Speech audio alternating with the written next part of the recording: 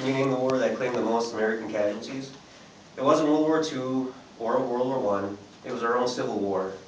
During 4 years of the war, it was estimated that 750,000 men died, although some estimates go up nearly as high as 850,000. The total number of casualties is around 1.1 million men out of the 3.5 million that served during that war. To put this in perspective, the American Civil War saw more deaths of combatants than all other American wars combined. These deaths at the time of the war was 2.5% of the entire population. And if we were to have that death rate today, with today's population, it would be over 7 million deaths. Out of all the roughly 60,000 surgeries performed during the war, nearly 2/3 were amputations. The largest factor for this number of surgeries was the use of the mini ball. Its hollow center allowed the bullet to turn and tumble once it entered human flesh and created extensive tissue damage some distance away from the entry point. The bullet was also made of a soft lead which tended to expand once it hit the flesh. At the time, there were only 3 real options when dealing with such trauma to an extremity: casting, resection, or amputation. Casting was done to brace the area so the bone would heal together over time, and resection was used to expose the bone, cutting out the damaged area and suturing the wound closed. However, due to the horrific nature of the mini ball wounds, amputation was the usual option. It was found safer and easier to remove the limb above the wound to prevent gangrene, as there was no chance for the injury to heal on its own. The tools surgeons used resembled modern carpenter tools and nothing like the counterparts seen in today's operating rooms. Another statistic not seen in modern times is the mortality rate for amputations during the Civil War.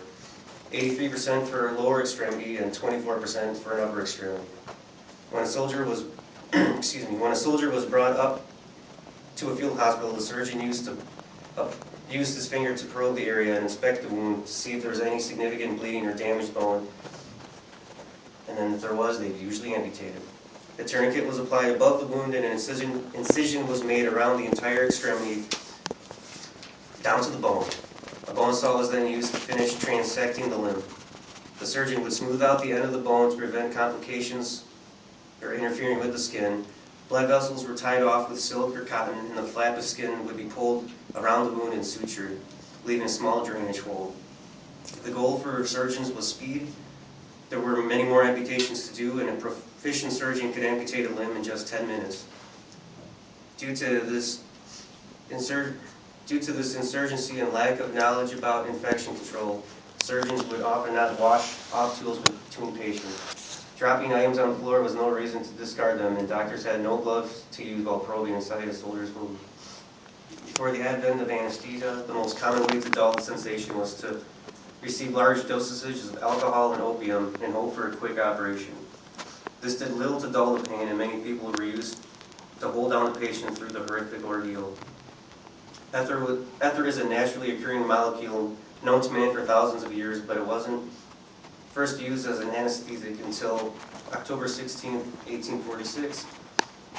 Chloroform was discovered a year later and was the main anesthetic during the war due to its quicker reaction than ether and was also more powerful. Chloroform is a liquid that would be spilled onto a sponge and was used to cover the nose and mouth of the patient. The chemical must be given in the appropriate dosage to ensure a proper anesthetic effect without shutting down the lungs or heart. The American Civil War was a brutal engagement that changed the face of the country and the world. Although to many of us it seemed that surgery was barbaric and primitive, it should be noted that this wasn't the case. There were insufficiencies with medical knowledge and experience, but surgeons did the best they could with what they had and paved the way to the medical technology we have today. Relax.